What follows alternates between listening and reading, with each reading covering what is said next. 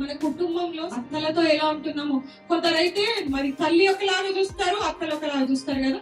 మనం దేవుని బిడ్డలమైన మనం అలా ఉండదు. మనము మనం అత్తలకి ఎప్పుడు గౌరవించాలి. మరి అత్తలు కూడా ఇక్కడ చాలా మంది పెద్దవాళ్ళు కూడా ఉన్నారు.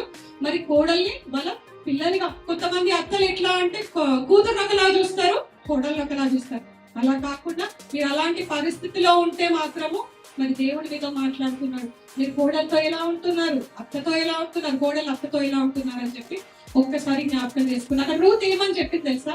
మరి అక్కడ నయోమి చెప్తుంది, నీ భర్త చనిపోయాడు కదమ్మా, నీ దేశానికి వెళ్ళిపో, నువ్వు హాయిగా ఉండన్నప్పుడు అక్కడ రూత్ ఏం చెప్తుంది తెలుసా?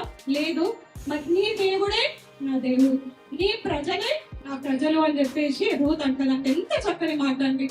ఈ దేవుడే నా దేవుడు అన్నప్పుడు అక్కడి నుంచి తను స్టార్ట్ చేసింది దేవుని నమ్ముకోవడము.